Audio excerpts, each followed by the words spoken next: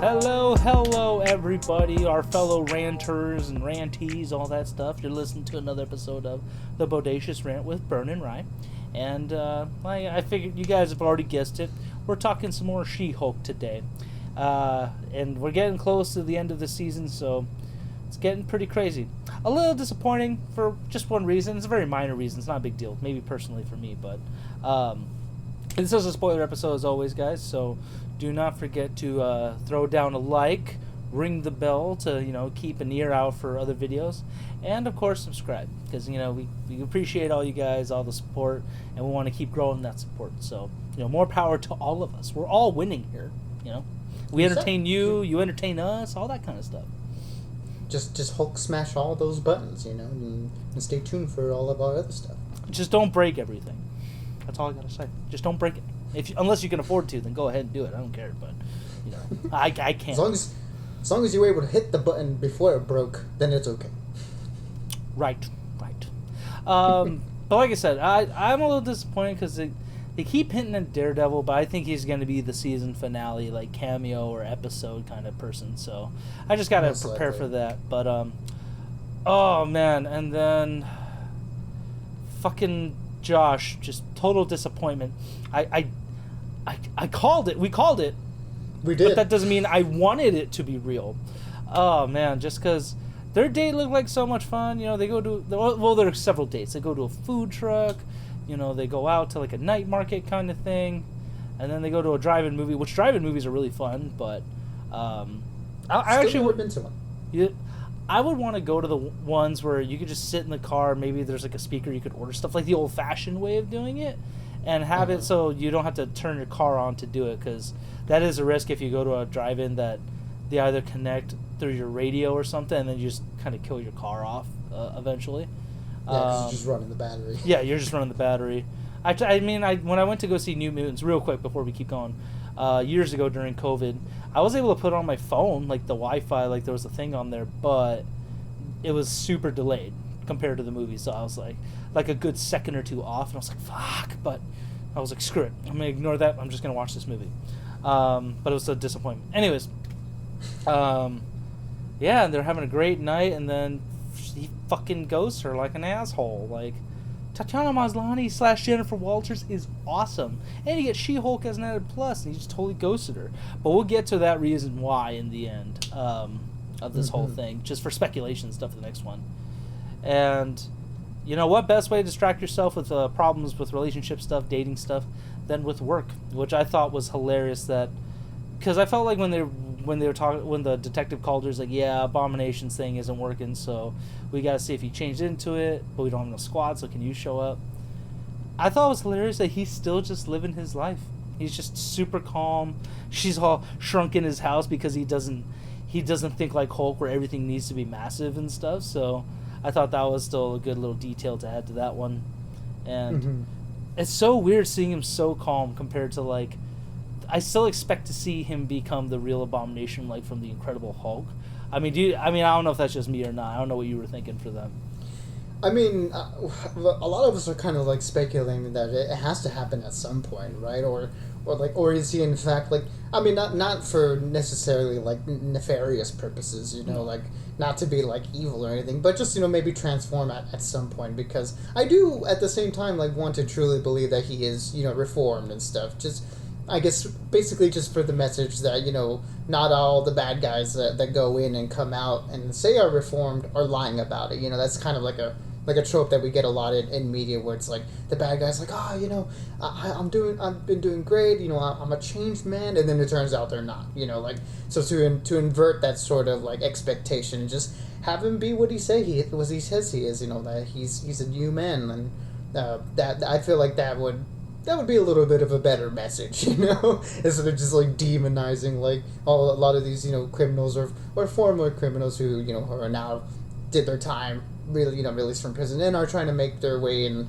the world again. So I want to believe in like second chances. So hopefully Emil Blonsky is what he says he is, but I guess that's yet to be seen. But it is interesting that he is it's seemingly on this giant property that his pen pals had bought him. I don't know what you thought of that. I mean, it was true to it. There is The pen pals obviously are not around, which is very interesting. But no. He ditched them. But overall, I thought it was more interesting that he's become like a self-help guru kind of for like supervillains and stuff. So that was pretty funny. I like that, especially with Mambo and Aguilo or something. Aguilo, they were just fighting it out, getting their bull matador thing going, like just trying to work their issues out. And I like that everything is starting to hint more at Blade coming out, like Mahershala Ali's Blade, which just because that Saracen guy, they saying, oh yeah, he's a vampire, like. So it's like, okay, vampires are now just a part of the MCU, no problem. Well, they said he thinks he's a vampire. Like, they did. We don't know, yeah, we don't know if he is for sure, whether or not like he is in fact a vampire. But I mean, yeah, with Blade coming in down the line, like it would be funny that this is like our first introduction to that, and this like with this character. Well, I swore there has been another Marvel property that hinted at vampires. I really can't think about it at the moment, but there is. What? Morbius. No, don't fucking bring up Morbius to me, you asshole. But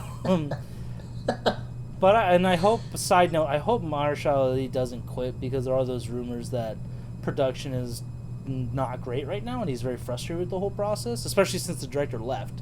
So yeah, they let the director go. Apparently, he wasn't cutting it, and that's kind of sucks to hear. You know, you want things to go over smoothly, but yeah. Well, I just hope he doesn't fucking quit and decides to leave, you know. I don't know. I like Mahershala Ali, so I hope it works out for him. You know, I don't think he will, just because he was one of the big reasons that the project got off the ground. Like he's a producer on it. You know, he was the one that he basically championed for the role, and he was the one that wanted it to become a thing. So for him to be that invested and not see it through, I don't think he's that type of person. But I mean, crazy things have happened, so we'll see what happens with Blade. We will. But I did like the scene of just all these random supervillains coming together, and we see one of the wrecking crew come in, just super casual, talking about the yurt or something. I still was so confused. He's hurting for a yurt. Oh god, it's so dumb. And I like her little fourth wall break. Is like, are you guys not serious? Do you guys not remember this? Like, okay, you know what? Let's do a previously on him right now. And it does a whole flashback, which I thought was really great, and throwing him into the chair, which is a perfectly normal reaction. Like, dude, this guy tried to attack her outside of her apartment for whatever reason, like how. And then that was the part I was like, oh fuck you guys, he did attack this woman, just because she's not defenseless doesn't mean it's not right. So I thought that was great, and I'm glad that she kind of got some closure, that she was forced into this like self-help circle kind of thing, just working out her dude problems. And it was a very real thing where, people have only wanted her for her persona She-Hulk, because she's gorgeous, she's strong, she's, a lawyer. Like, not to say Jen isn't, but that's what people perceive her as. And, as Jen, she feels like she finally saw this guy who liked her. And that is a shitty feeling. Like, she just feels like she's at a spot where, is she likable at any point in her life? Like, is she just a likable person in general? But I like that the guys are like, okay, we're going to go kill Josh. Let's go get this asshole. Where does he live? Like, I love that support that they gave her, even though they barely know her, and that she was came off very aggressive. But, it was a great, a good heartwarming thing. You know what I mean? Yeah, I mean, it was nice to see this group of guys, in the show be very supportive of her, whether they're DF probably tier villains at this point. I don't really know too much about all these characters, but they are, man, Marvel is really scraping the bottom of the barrel for these guys, and I kind of appreciate it, because you get to have fun with a lot of these characters, sort of in the way that like James Gunn did with the Suicide Squad. Mm-hmm. You have a little bit more free reign in how to characterize them, so just because people aren't as familiar with them. But yeah, this whole therapy session was really nice, because it's sort of a payoff to a lot of Jennifer's internal struggles that we've seen her go throughout this season, where she's been attributing her own self-worth to how other people perceive her.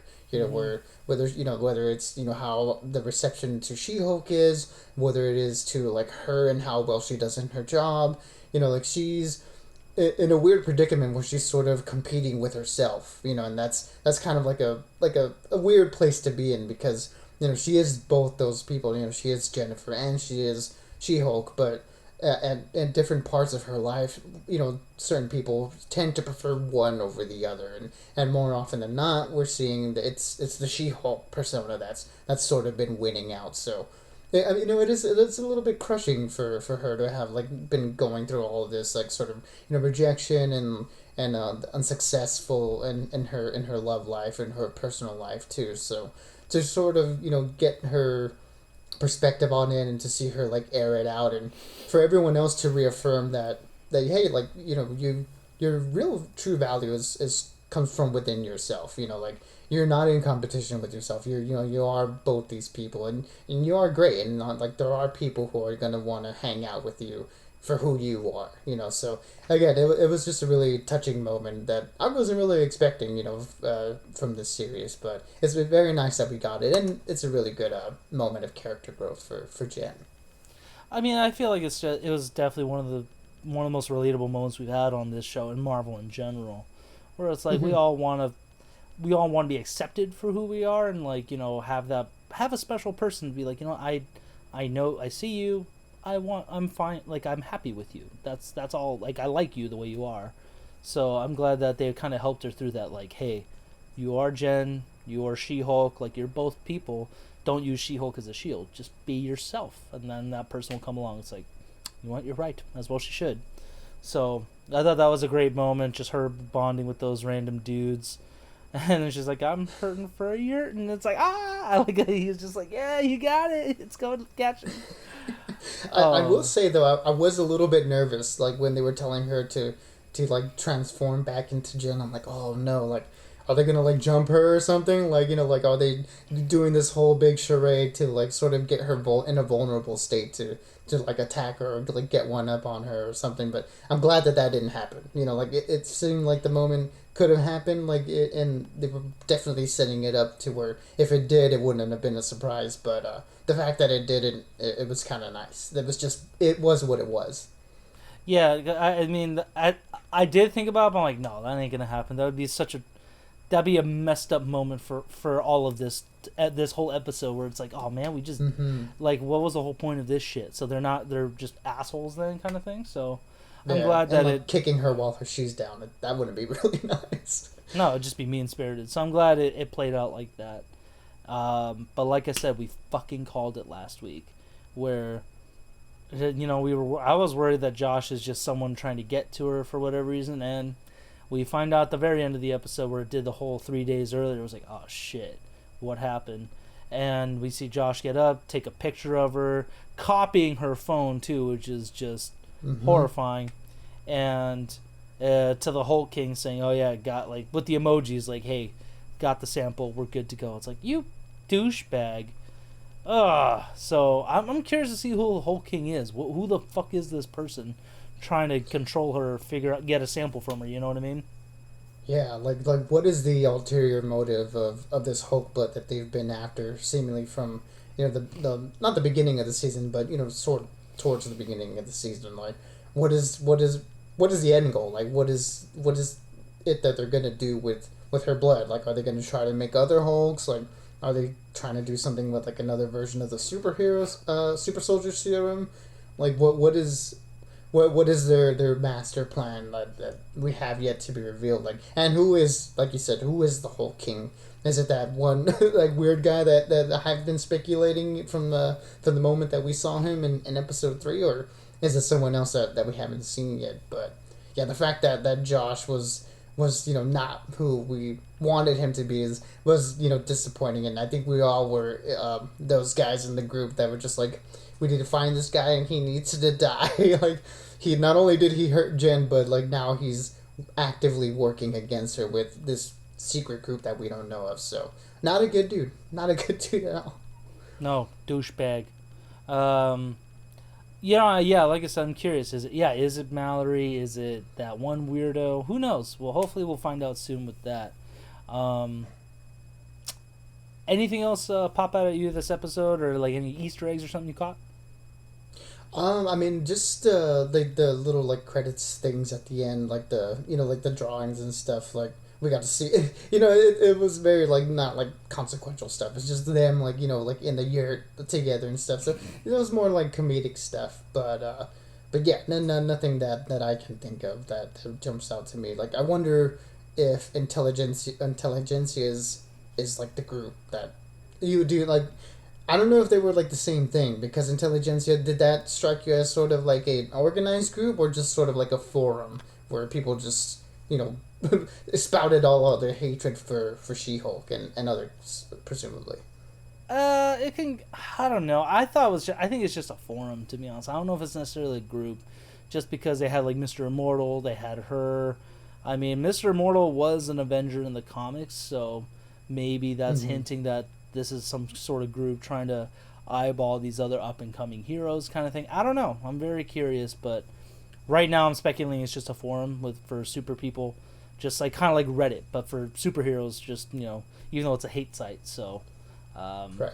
yeah, well, I don't know. Maybe there's more to it near the end of the season. Maybe we'll find out if there is anything to it, or maybe another Marvel shows or hint at it. I don't know. But um, other than that, I think it was still a very fun episode. Very good, great character growth, like you said, Burn. And we got 2 more episodes left, so there's still a couple characters we haven't seen yet, especially Daredevil. That's one of them. But there's also a couple other villains I think that are supposed to show up, or at least one Yeah, I other think one. there's like a frog guy, right? Like there's a dude in a frog costume that I know I saw in the trailer, so Yeah. I'm think he has to come up at some point in these last 2 episodes. That's what I'm thinking. He hasn't shown up yet. Daredevil hasn't shown up yet, so we will have to see how that plays out. But until next time, guys, we have Rings of Power coming out. More House of the Dragon. Smile is out, so I'm excited for that. You guys will definitely get a no spoiler review of that. And as always, guys, stay bodacious and keep on ranting for the both of us. Yeah, everybody is as always, be good, be safe, and we'll catch y'all on the next one.